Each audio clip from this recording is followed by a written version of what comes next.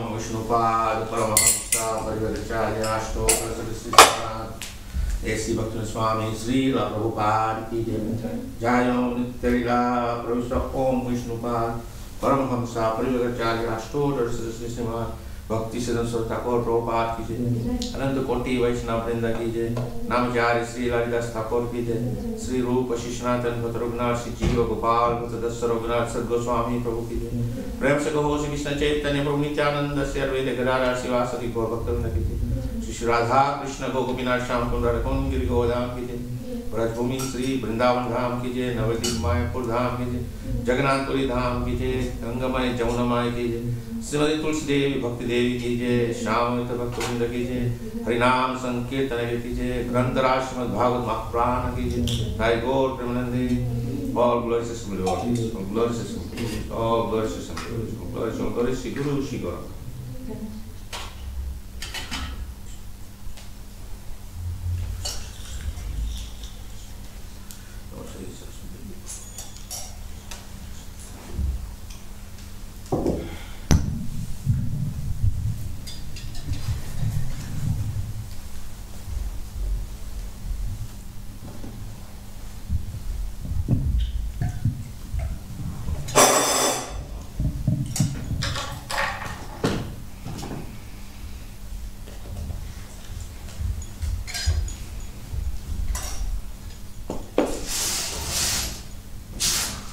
Om Namo Bhagavate Vasudevaya. Om Namo Bhagavate Vasudevaya.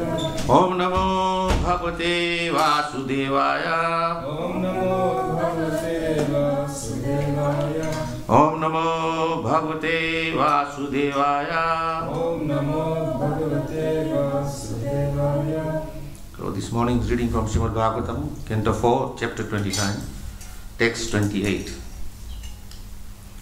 Akshini Akshini Nasika Nasika Karno Karno Mukham Mukha Sisna Sishna Gudva Buddha Iti Iti Deva Deva Devaro Varu Bahir Mahir Yati Yati Yas Yas Tad Tat Indriya Indriya Samyuta Samyuta Akshini Niske Karna Akshini Nasike Karno Mukham Sisna Gudva Iti Mukham Sishna Buddha Iti Deva Deva Devadharo Vihiryati Vedharo Pahiryati Yastad Indriya Samyutaha Yastadindriya Samyuta Akshini Nisike Karuna Akshini Nasike Karno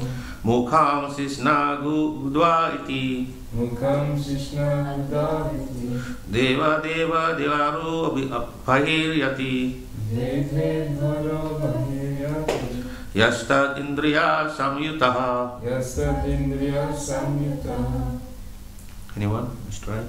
Akshini Nasike Karno Akshini Nasike Karno Mukham Sishna Buddha Iti Mukham Sisna Gudva Iti Vedharo Pahiryati Dvedharo Yati Yastadindriya Samyuta Yastad Indriya Samyutaha. Anyone? Akshini Nasike Karno Akshini Nasike Karno Mukham Sishna Buddha Iti Mukham Sishna Buddha Vedharo Pahiryati Dvedharo Yastadindriya Samyuta Yastad Indriya Samyutaha. Akshini, Akshini 2 eyes. Nasike, Nasike 2 nostrils. 2 nostrils Karuna, Karno 2 ears. 2 ears Mukham, Mukham mouth. Mouth Sisna, Sishna genitals. Genitals Kaudu Udo and rectum. and rectum Iti, Iti thus. Thus Dve, Dve 2. Two Ve, Dve 2. Two Daru, Varu gates. Gates Bahi, Bahi outside. Outside Yati, Yati goes. Goes Ya, Ya one who. One who Tat, through the gates. through the gates. Indriya, Indriya, by the by senses. the senses. Samyutaha, Samyutaha, accompanied. accompanied. Translation and purport by His Divine Grace, A.C. Bhaktivinoda Swami Prabhupada. The eyes, nostrils and the ears are pairs of gates situated in one place. The mouth, genital and rectum are also different gates. Being placed into the body having these 9 gates, the living entity acts externally in the material world and enjoys sense objects like form and taste. Purport. Not being aware of his spiritual position, the living entity, directed by the mind, goes out to the 9 gates to enjoy material objects. Because of long association with material objects, he forgets his real spiritual activities and is thus misled. The entire world is going on being misled by the so-called leaders like scientists and philosophers who have no knowledge of the spirit soul. Thus the conditioned soul becomes more and more entangled. Om Jnanatimirandasya Jnananjana Salakaya Chakshusumritam Yena Tasmai Sri Guruve Namaha Vanchakalpa Drubhyascha Kripa Sindhubhyacha Patitanam Pavanebhyo Vaishnavyo Namo Namaha Jai Sri Krishna Chaitanya Prabhu Nityananda Sri Advaita Gadadhar Srivasadi Gaur Bhakta Vrinda Hare Krishna Krishna Krishna Hare Hare Hare Rama Rama Rama Hare Hare. So we are continuing from this chapter where it's describing the city of 9 gates. Now this is going a little more in details that what are these 9 gates. So the 9 gates are described here. So 2 eyes, 2 nostrils, 2 ears. These are in pairs, 2 and 2 and 2. Then 1 mouth. Then you have the genitals and the rectum. So in all total there are 9 gates, and it's explained here in the verse and also in the purport. Prabhupada further elaborates that the spirit soul has forgotten his real identity, and therefore he identifies with the body. And because he's living in this body, he's trying to enjoy the material world through these 9 gates, which are basically perception of senses. And the senses are leading the soul into false sense of understanding that this is enjoyment. Now, we have to understand, as is mentioned here, due to forgetfulness of our spiritual nature. Of course, what is our spiritual nature? Spiritual nature is that we are not consist of material energy. We are spiritual energy. And therefore, we should be acting on a spiritual platform. But what is happening here is because of the conditioning, and as Prabhupada many times mentions, that due to so many lifetimes, we have been conditioned in this world, birth after birth after birth, we begin to think that this body is us. And if anything happens to the body, we feel tremendous pain. But the soul doesn't feel pain. As we all understand from the Bhagavad Gita in the 2nd chapter, Krishna is very elaborately explaining the nature of the soul. The soul can neither be cut, can neither be burned, can neither be made wet, it can doesn't die. So the soul doesn't need to sleep, the soul doesn't need to eat. But from the very moment we are born in this material world till the moment we die, we are so much concerned with the body. We are making so many elaborate arrangements to satisfy the body. And how do you satisfy the body? Through the senses. Now it is explained that the soul is the master of the body. And the soul then has got 3 companions: mind, intelligence and ego. These 3 servants are to serve the soul. And the soul, by using these 3 servants or the 3 agencies of the mind, intelligence and ego, can function itself in remembering the Supreme Lord and then ultimately serving the Supreme Lord. As we all understand this statement, Jivere Swarupahoy Nitya Krishna Las, eternally we are servants of Krishna. And if that is the position of the soul, is eternally a servant of Krishna, then what does that mean? That we are eternally serving Krishna in different aspects. But because we have forgotten him, therefore we become servant of our body through the senses. And then the body relates to your family. And then further than family is your society. And further in society is your community. And beyond community is your country. And everybody is so proud. Nowadays, they are very proud of their identification that I am English, I'm Swiss, I'm German, I'm Indian, I'm Chinese. But this has nothing to do with us, because the soul has no identity of such nature. The soul has only one identity, and that is, it is eternally servant of the Supreme Lord Krishna. So because we have forgotten this, therefore, the three companions of the soul, the mind, the intelligence, and the ego, overrun the soul. Just like, in a country, we have the head of the country is the king. Of course, nowadays we're going in democratic way of life, so we have discarded the kings and we have replaced them with so-called prime ministers or presidents, and they are supposed to be holding the highest position of the country. And just like here, the body is likened to the city, so the city or the country is got a head, and that head then controls the functioning of the city or the country. So similarly, this body has got a head, which is the soul, and the soul is supposed to be controlling the activities of the body under the direction of the soul. But as I said, the mind and the intelligence and ego have kind of rebelled. Now ego generally doesn't have so much independence. The intelligence is just directed how it's supposed to go.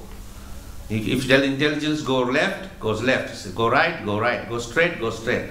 Now who is dictating these directions to the ego and the intelligence is the mind. Now the mind is supposed to be under control of the soul. And the soul is supposed to direct the mind of which activities it's supposed to do. And through the agency of the mind, the intelligence and the ego, the body, is then directed in functioning this way. So, what is the soul's natural understanding is that it is servant of Krishna, and therefore it will make all elaborate arrangements to serve Krishna in all different capacities. But because it's forgotten, so then he becomes subservient to the mind, and the mind becomes more powerful. And the mind becomes more and more powerful, the soul becomes more and more subservient to the dictates of the mind. Now we know the mind is also described in some portions of the Bhagavatam and Bhagavad Gita. It's like the chariot driver who is controlling the senses. Now if the chariot driver doesn't know how to control the horses properly, then the horses can go in any direction and you cannot control. But we know that a good trained charioteer knows how to control the horses, and therefore by the reins is holding in his hand, he can dictate to the horses what speed to go with, which way direction to turn, when to stop, and so forth. But right now, if the charioteer has lost control of the horses, then they will pull the chariot in all different directions, and it will go in no direction, because one horse is pulling right, one is left, one wants to go straight, the other one says, well, I don't want to move around. So then what happens? You make no progress. So similarly, we are taken along by the mind, controlling the ego and the intelligence, and the senses are supposed to be the citizens who are subservient and serving the country, or rather the city. Now in this case, since the body has been described as a city, then it's supposed to be serving the soul. So the agency of all the senses, the eyes, the nostrils, it means, of course, nostril has multiple function, breathing and smell. Eyes is seeing things, ears is hearing sound, tongue is tasting, and skin is for touching. So by all these 5 different sense perceptions, you can get a very good idea of your surrounding. whether it is hard, is it soft, does it have any fragrance, does it make any sound, whether it is coarse or it is smooth. So all these things you can feel around, and then you can make an objective understanding of the object, of what that object is. Now if you don't have this capacity, then everything seems same, whether it is a beautiful flower or a piece of rock, because you cannot perceive this difference between the rose and the stone. But because we can through the senses, then we can understand the world around us. Now here it is very nicely mentioned that the soul is supposed to be spiritually awakened and knowledged. Now how does that come about? Is that unless and until the soul takes control of the mind, intelligence and ego, then the soul will then control its affairs. So the mind has become so powerful, not just in this life, but for many, many lifetimes. The mind becomes more and more stronger and stronger and stronger. And if the mind is more and more stronger, then what happens? It controls the soul more and more. So mind is likened to a fire. That when the fire is lit, and you have maybe a pile of wood, and it is burning, and it is given enough light and heat. But what happens at some point, when you stop feeding the fire with the fuel or the wood, the fire becomes lesser and lesser in power. And eventually when there is no more wood left, then the fire kind of dwindles and dies. And it doesn't have any power. And no matter how much wood you put after in that, it will not reignite unless you again light the fire. So similarly, it is mentioned in the Bhagavad Gita that one must control the senses. Because if you don't control the senses, then senses are fed according to its own demands.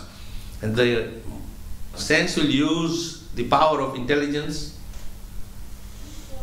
and the mind will dictate the senses. You go there, do this. And the senses are going all over the place, out of control. And the mind is going all over the place, trying to enjoy. But there is no sense of enjoyment in the material world. It is just a make-believe that the senses, through the senses, we can enjoy this material world. But really, what is enjoyment? Enjoyment is something not which is external, but enjoyment is something internal. And internal means that it is state of consciousness. Now what is happening here is because of we are an illusion of thinking this body is me and I'm going to enjoy everything all I see around me. So we try to enjoy. We want to enjoy palatable foodstuffs. So you keep eating. And what happens if you eat so much that you become fatter and fatter obese? And before you know it, you are so out of healthy condition that you can't even move around. But this sense, the mind doesn't say, well, stop eating now. It just keeps doing it. Or, for example, any other forms of sense enjoyment. We try to overindulge in everything. And overindulgence of something makes us unhappy and disturbed.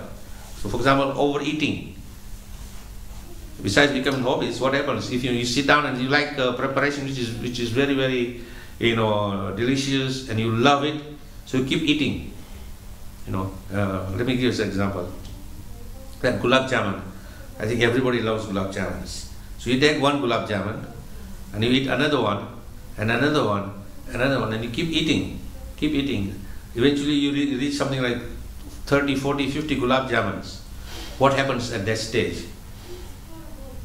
You become sick. The stomach is so filled with the gulab jamuns that the stomach cannot handle anymore. But the mind says, one more, and you keep putting one more, and eventually you begin to throw up.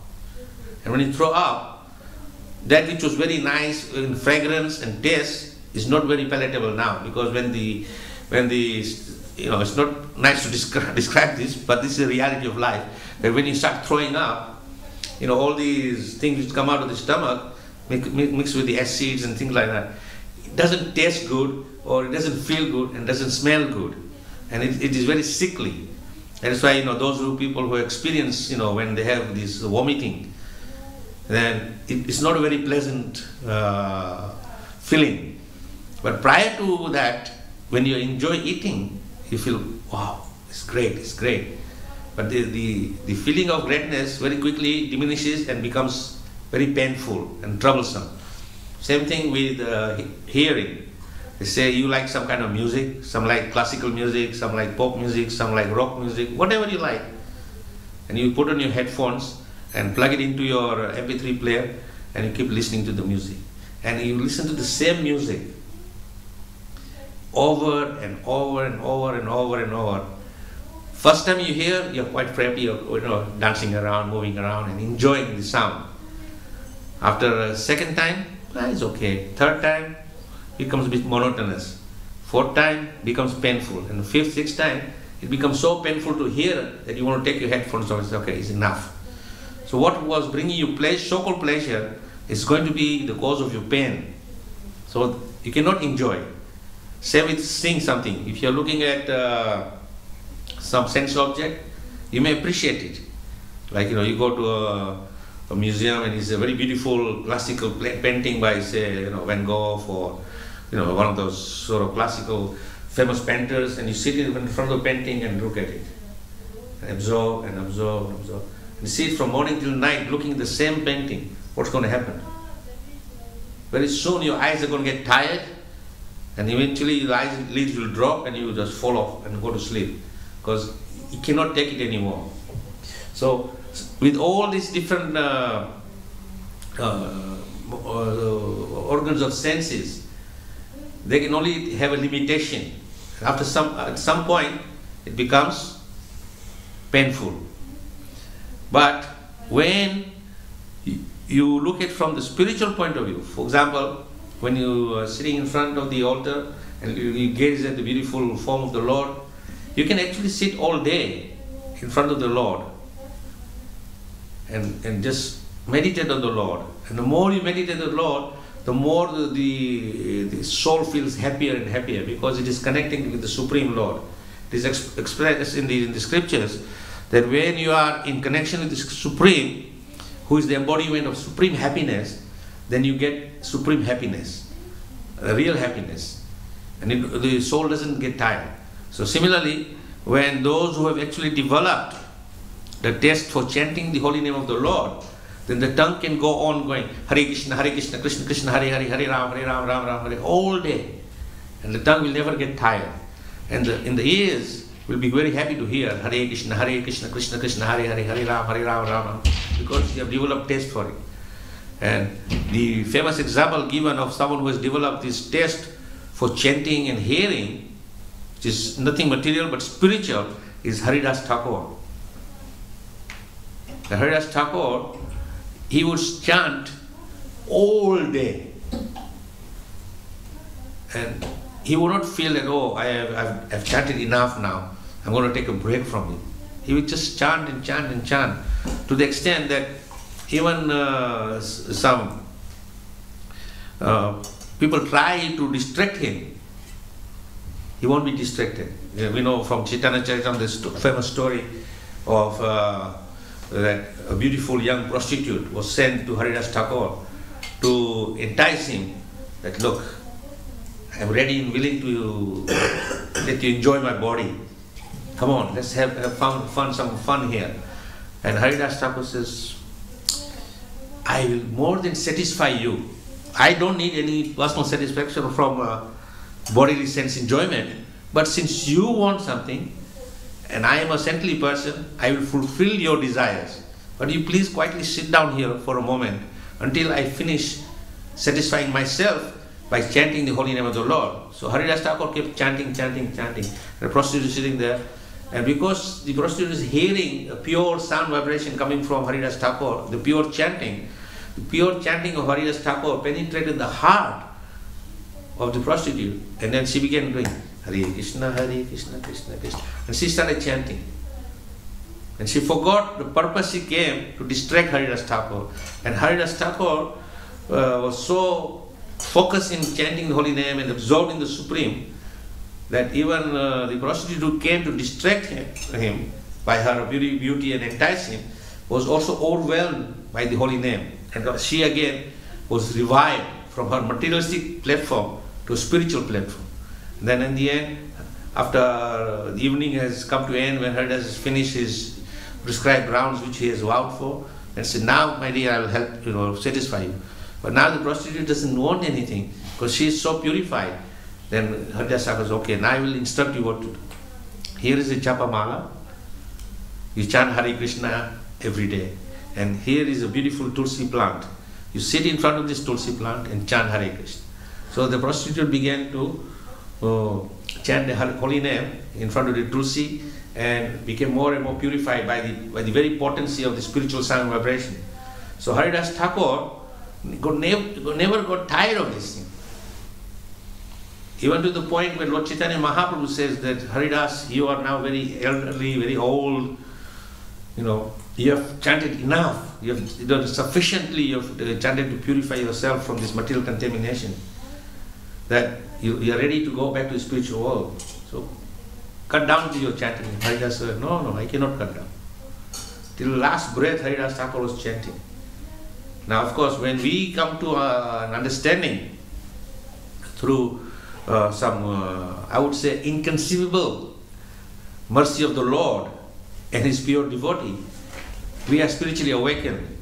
And then we make inquiries into the higher understanding, as Vedavyas writes in the Brahma Sutra, Athato Brahma Jignasha. Now, therefore, you have reached a certain level of understanding. Your inquiry should be of the right nature. What is the inquiry? Brahma Jignasa. Jignasa means inquiring of Brahma, Brahma is supreme. So when you make the inquiry of the Supreme Lord, then that is your beginning of spiritual awakening. Now we have all, at some point, we analyze our own position. At one point in our life, we were inquiring, why I am here? What is my purpose? Then we find out the goal of life. So somehow the Paramatma in the heart will direct you and bring you to Krishna and say, this is your goal. Then when you come into contact with Krishna consciousness through the devotees, through the books, and then you hear more about this transcendental knowledge, then you are now connecting on the spiritual level. So the soul now is awakened and the mind doesn't like it. The senses are very obedient to the mind. The mind is supposed to be very obedient to the soul. Now the soul, since is awakened to spirituality, then the soul will now begin to dictate to the mind what the mind has to do.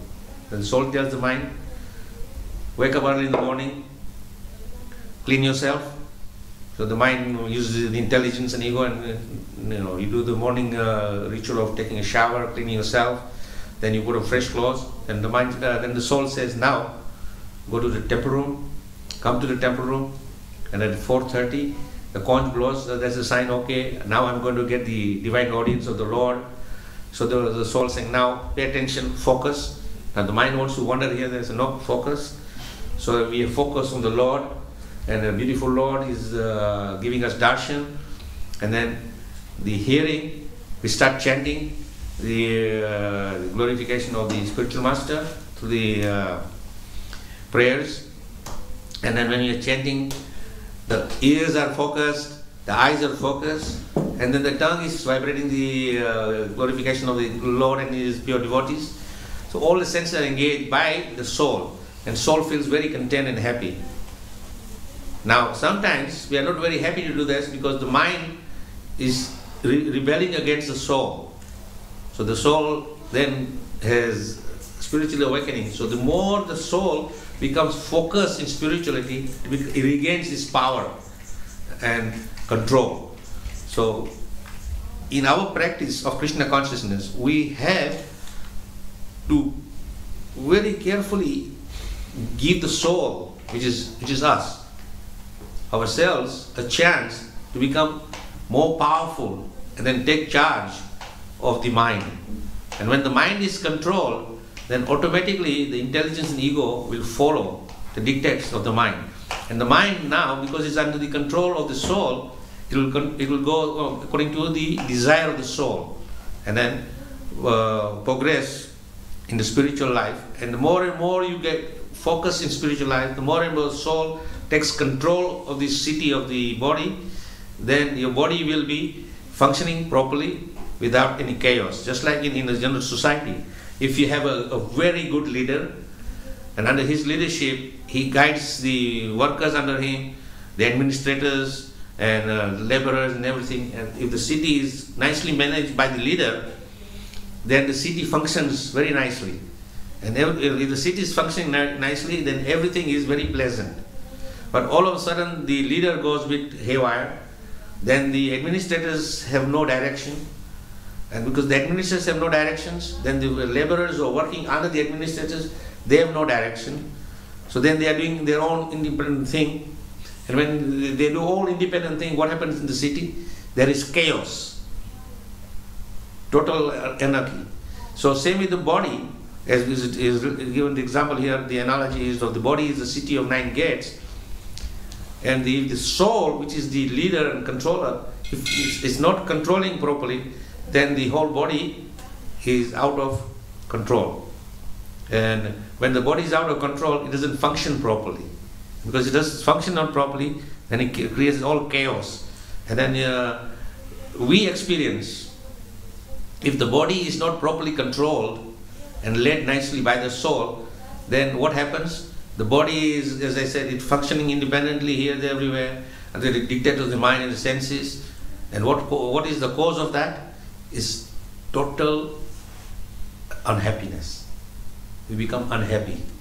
And because we are not happy, then that unhappiness brings so much pain and suffering. And when you have suffering and pain, either physical or emotional pain, then you cannot function properly. And what happens after that? You go in a very deep state of depression. And when you go in a deep state of depression, then you cannot function like a normal person. You know, sometimes people think that one of the most diseased condition in the world is, AIDS. So AIDS is not a big disease. And other than that, nowadays they say diabetes or high blood pressure or this kind of, or cancer. And it's not just one cancer, there's thousands of different kinds of cancers. It is a cause of suffering and pain for the body. But real suffering is depression. Practically every single person on this planet, now I'm not saying it's human beings, even the animals, even the animals suffer depression. So each and every person is suffering from different level of depression, whether it is very acute depression or mild depression. Nonetheless, it is depression. And depression is such that if you do not take immediate action, then it gets worse and worse and worse day by day, to the point you become completely mad. And when you become completely mad and it's dysfunctional, then the only course of relief from this depression is that you become suicidal and you want to end your life. And you think, what? I can't handle anything. And then you take a whole bottle of paracetamol or some other, go to a bridge and jump off a bridge, or go on a 10th floor building and jump out of the window. Whichever means you want to end your life, you want to end your life. You think, if I end my life, that's it. That's relief from everything. But then that's not the end, because the body may end at that point. But then the soul is carrying all this baggage of depression and uncontrolled senses, uncontrolled mind. Then you get another body. And when you get another body, you start with all these baggages with you. It's not that you get a clean slate, that you die this life, then the soul takes another birth, and when you take a new birth, everything is clean slate. You have a completely new beginning. You have a blank. You can write your own destiny. No, it doesn't happen like that. You bring all this baggage and you continue again and again, and then you keep going in this cycle, and there's no relief for you. The only time relief comes is then when the Lord sees your desperate condition and feels tremendous compassion towards you, then he sends his pure devotee and brings you to spiritual awakening. Then spiritual awakening comes, and when you are spiritually awakened, then you become very, very, very happy. Because then now you have the real medicine to solve all your problems. I will give one very nice example. Yesterday one of our devotees was giving class in London at a manor, and he's a Sankirtan devotee. So he was telling this very nice story that he was on the streets doing book distribution. So, of course, I'm sure you've all experienced when you go out on the streets, you have to try and stop someone, and that is a hard job first to stop someone. And once someone is stopped, then to focus the person's attention that hey look, we have got this wonderful book. It will give you the meaning of life. It will, you use your mantra, it will give you meditation, it will free you from suffering, it will bring happiness, and convince the person to take the book. So this devotee, he saw this young lady. She was walking around, and she had a big tattoo here, Krishna. So he's thinking, there's Krishna written on her hand, and tattoos are like, once you make a tattoo on your body, it is there till you die. You can't take it off unless you will do drastic measures or take the whole layer of skin out through leisure and this and that. But then scarring is there, so the reminder is still going to be there. So anyway, he saw this lady with the tattoo on her hand saying Krishna. So he was quite happy and saying, well, she is a devotee of Krishna. She will take a book. Because obviously, she's written name Krishna, but she doesn't appear that she is fully focused in surrendering to Krishna. Because once you get to know Krishna, then what is our business? We surrender to Krishna and serve Krishna and become a first-class, great saintly person and become a devotee of Krishna. So she wasn't actually looking like a devotee externally, at least. Internally, we don't know, we can't judge that. So when he saw that, he said, my dear lady, look, I see you have got Krishna on your hand. This book explains everything about Krishna. And she said, no, I don't want these books. I don't know anything about Krishna. But you have Krishna written here, so you must know something about Krishna. Then she related the story that she got one puppy as a pet, and then she and her husband were deciding what name to give the dog. So they tried all different dogs, so Tommy, Bobby, Johnny, so many different names, and dog was just like, no response. So generally, when you relate to, I don't know if you have any experience with pets, when you take a dog, there's some response is there, and then you see that response means the dog is connecting with you. So they started gave so many names, the dog was like, nothing. Then finally the dog sort of went out and picked up a CD which had Krishna written on it. So apparently she must have picked up some of these, in the early 70s we were distributing these albums, and later on from albums we moved on to CDs about Krishna bhajans and George Harrison chanting My Sweet Lord and all this sort of stuff. So the dog brought the CD and placed it near the lady, and the lady picked up and looked.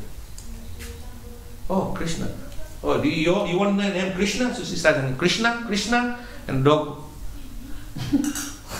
And the husband said, no, we are not having our dog named Krishna, because maybe he's more demoniac than the wife.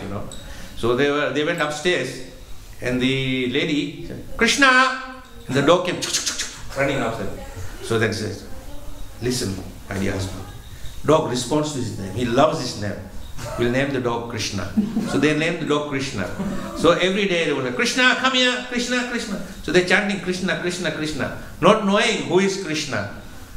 So the name of Krishna is so powerful, knowingly or unknowingly, if you chant Krishna's name, he will respond.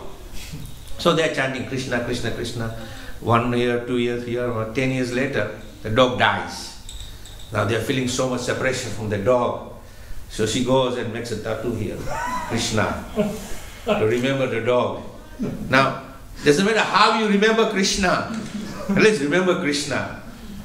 So then she was relating the story, and then this devotee told, yes, this is Krishna's arrangement, that you're chanting Krishna, Krishna, Krishna, and I am a Krishna devotee, and I've come to make you a devotee of Krishna, so please become Krishna's devotee. The dog was some wonderful friend of yours from previous life, and came to spiritually awaken you.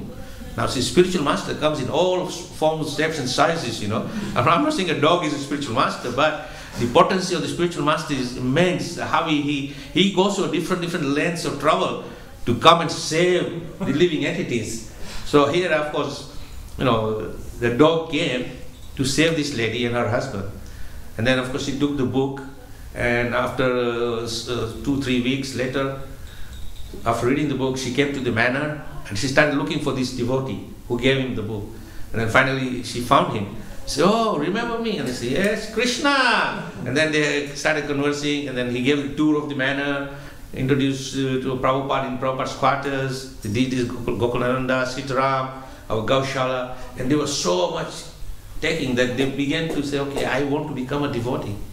And then she went to a gift shop, bought a japa mala, and then said, "Okay, I'm going to start chanting Hare Krishna now." So, of course, by association of devotee, you know, she became more and more interested in spiritual awakening. And I'm sure now that her spiritual journey has begun. It will get from higher and higher and higher. It will go to the top level. The point is, the way she came to Krishna consciousness was by the medium of the dog. The point is that Krishna, he sees you are suffering this world after many lifetimes. And then finally at some stage, you know, knowingly or unknowingly, we look at the sky or we look somewhere and say, "God, help me here." And they say, "Okay, now you're asking for help, I'm going to make transcendental arrangement for you to come." And then Krishna would come, and in different ways, different forms, and bring Krishna to your life. And then there's, as is mentioned here in Purva, the spiritual awakening will happen. And then spiritual awakening happens, that is the first step in God realization. That you are in the right direction, then you're pointed in the right direction, then you come and you meet the devotees, you meet the spiritual master, you read in the books, and everything is giving you step-by-step guidance of how to come to the ultimate goal, which is the lotus feet of the Supreme Lord. So this is a very interesting way of understanding that Krishna comes to us. Although the soul knows Krishna is his ultimate shelter, but because it is covered by the material energy and the mind has so much power now, because many lifetimes, as I explained, has been fed with this ego boosting of the mind, that the mind becomes so powerful, overwhelming, that it is very difficult to subdue. But we can still subdue the mind if we have a strong will in our heart. So there is a saying that the mind can be controlled if we use proper channels to control the mind. I'll give another example of a dog again. When you get a dog is not very obedient and controlled. And if you don't train the dog properly, then what happens? The dog grows up to become totally independent and uncontrolled. And you cannot control the dog at all. But from the very beginning, when it's a little puppy, you begin to train the dog. Sit, stay, come, and give all this instruction, and eventually the dog will come to know that these are the commands I have to follow. And when the dog is properly trained, it will wait for its master's command. It will not do anything independent. Just like the mind, if it's untrained, then it will do anything and everything. But if it's properly trained, then the mind will not act at all without the command of the soul or the master. So we know many times, at least I have experienced, that before I joined the movement, I used to have a very big German Shepherd, and he was trained so well that his food is there, water is there, and he's sitting there and he's looking at the water and the food, and he's and you can see the saliva coming out, and he can see the food, he can smell the food, and he's hungry, but he will not go and eat. Because I have commanded him, sit. He will just sit there.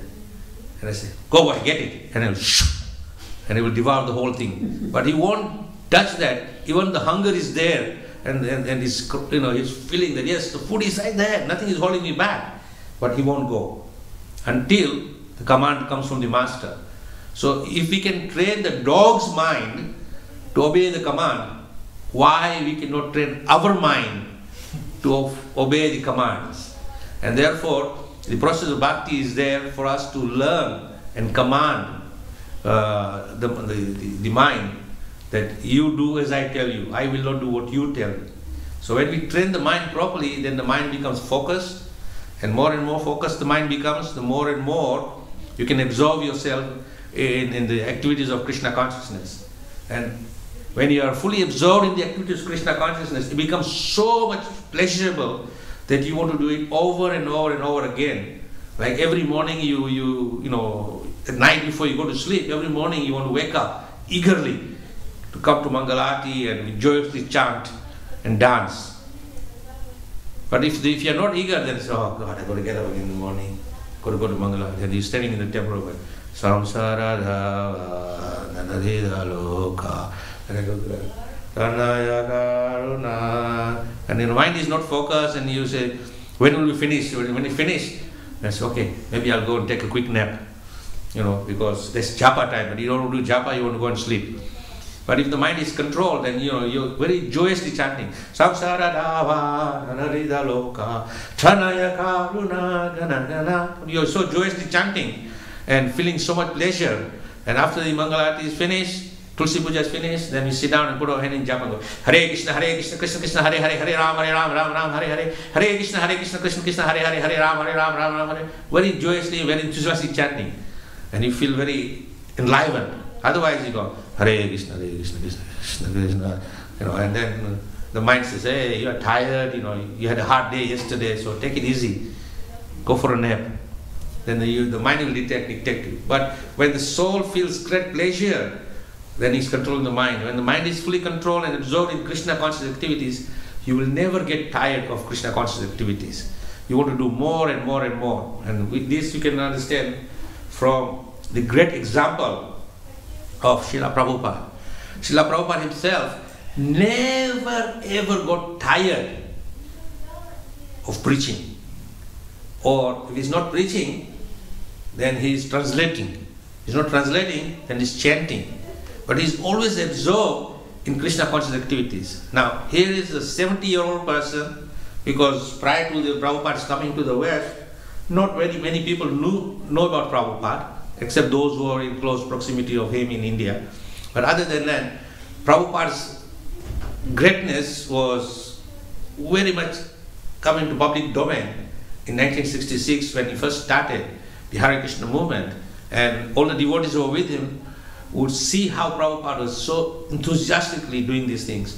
Now, you know, Prabhupada is a very elderly person at the age of 70, had heart attacks, you know, health-wise he was a little poorly, but still, this is not holding him back. He was very eager to preach. Anytime someone came, yes, he would preach. And so, Prabhupada, we have a program for you. Yes, let's go to the program. After the program is finished, Prabhupada come back and say, well, we have an evening program, Prabhupada, let's go. So Prabhupada would go everywhere and very eagerly preach. He would never get tired of preaching. Then, as I said, if he's not preaching, then he's translating. If he's not translating, he's chanting japa. Or otherwise, he's having meetings with his disciples for what to do next, how to expand. So Prabhupada did not waste one moment. The reason was that he was so much getting spiritual happiness in doing all these activities that he doesn't want to cease doing these activities. And then by his own example, he's teaching us that we should be also so eager. And more eager we become, the more and more we'll be focused in our spiritual practices. And the more we practice, the more we become happier. Just like Prabhupada started this very nice phrase in the early 60s. Chant Hare Krishna and be happy. So we are chanting Hare Krishna, but we are having a hard time being happy because we are not chanting the mantra with enthusiasm, with affection, with intensity.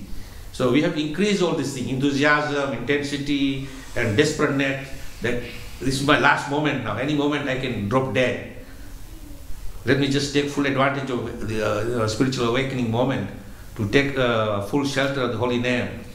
And if when you're chanting and then there's opportunity for you to preach, then immediately you take opportunity to preach, and more you preach, more you chant, more you engage in the worship of the Lord and all Krishna conscious activities, you will become very, very joyous. And this is the secret of becoming fully engaged and joyful in Krishna consciousness. So it's 8:30 here. I'll stop here. If anybody wants to make any comments, any questions, feel free.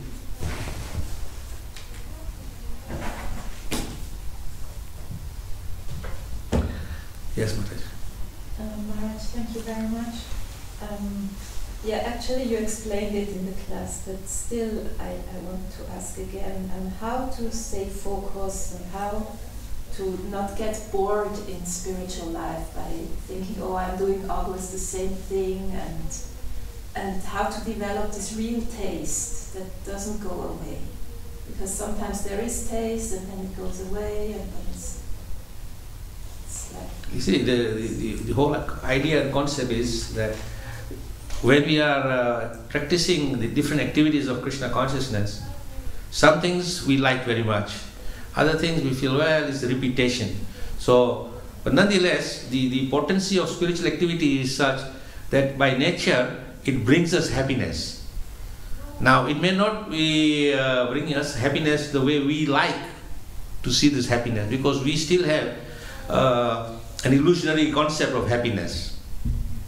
So this happiness will be there, and as you said, that sometimes we feel quite enthusiastic and feel some pleasure, and other times it's eluding us. So when we are feeling like that oh, I don't feel enthusiasm right now, it's eluding me, you think back, well, last time I did it, I was feeling very happy. What was that which was making me happy then? So when you think about that, then you will again kind of reconnect, and then the happiness comes. Because it's just like you take a solid rock and you put water on it. What will happen? The water will go and flow away, and eventually the water is gone, and then stone will become dry again. So our chanting, our serving, all this is like that, pouring the water over a rock. But then we have to change that rock into an absorbent sponge. So when it is a sponge, you pour water, what happens? It sucks in, it takes in. So we have to have that change. And that is why even Prabhupada mentions that there is a change of heart. You know, the heart is so hard, has to become soft. And the very process of bhakti, in every activity of bhakti, eventually the heart begins to soften up and begins to absorb all these transcendental pleasures. But because the heart has been so hardened, not literally the heart, the pumping machine, but the metaphorically speaking, the heart is been hardened for many lifetimes. So it will take a long time for it to become softened. But as it is softening, you will begin to release drops of nectar. And then these drops of nectar gets bigger and bigger and bigger, till the point that heart is now at a fully softened stage, where then you begin to relish and enjoy. That's why you will see many devotees of different categories, some 1 year, 2 years, some 3 years, some 4, some 5, some 10, some 50 years. And someone who's 50 years is still not experiencing the same ecstasy as someone who with 5 years. Because the person in 5 years has fully softened his heart. The other is still 50 years hasn't. And sometimes it's the other way around. The 50-year guy, a person who's practicing for 50 years, has completely softened his heart and is just fully absorbed in Krishna and enjoys and relishes to do things for Krishna. Even though, after 50 years you're probably, reaching 70 age, because when you started, say, Krishna consciousness at the age of 20, and 50 years later you're 70, still that enthusiasm is not gone. And that's why you will see some of our leading enthusiastic sannyasis and gurus, or even grihasthas, they are running around all over the world preaching and making so much arrangement that they don't get tired. And others, they say, well, I will take it a little easy now, I will retire. But that enthusiasm is there. If you keep feeding the enthusiasm, it increases more and more and more. Enthusiasm is one thing which never can be filled up completely. The more you give, the more it takes, because the enthusiasm of spiritual nature is unlimited. But material enthusiasm has a point of limitation. You may be materially enthused about something or some activity, and you do those activities, but at some point you will say, enough. I don't want to do anymore, because I want to take a break from it. And then maybe later I'll reconvene. For example, say you like playing sports. So you like playing, say, soccer. So you are so enthusiastically running around for 90 minutes in the field, trying to, win the game. After 90 minutes, you want to take a break now. But he said, no, I'm enjoying. Let me continue from morning till night, running in the field like right and left, take the ball from here to here to here to here, and try to score as many goals as possible. There is no stoppage. Can you do that? You can't. Initially you have enthusiasm, but after 90 minutes, that enthusiasm wears away. And even the physical nature of the body also gets tired. But when you physically also you don't get tired. That is the power of spiritual strength. So I would say, we have to keep focusing every time. Even just like you're saying, sometimes the focus is not there. Just like the dog, you see, if you train the dog properly, then he's always focused. So similarly, we have to train our mind to be focused at all times. And then when you're focusing and bringing the mind back again to the point of Krishna, then automatically it becomes second nature to you, because that is the nature of the soul. Only thing is that we've forgotten, so we have to revive that. And when that focus is there, it becomes natural. And enthusiasm is the most important aspect of bhakti, as explained in the nectar instruction. Utsaha, enthusiasm is the fuel to fire the bhakti.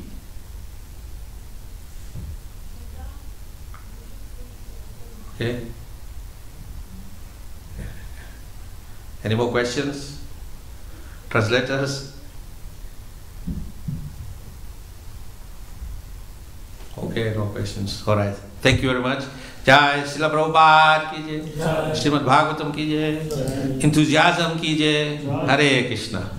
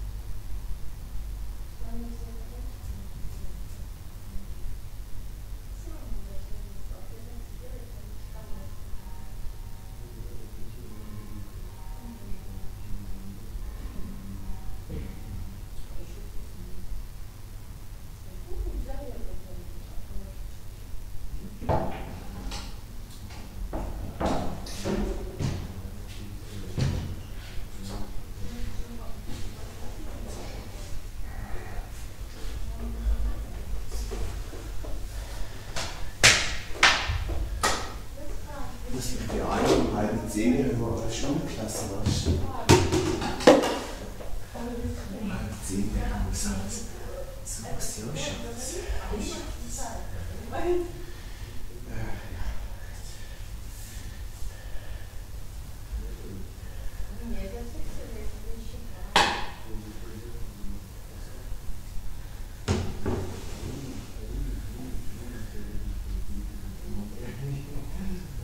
Die Blumen sind noch gut, oder?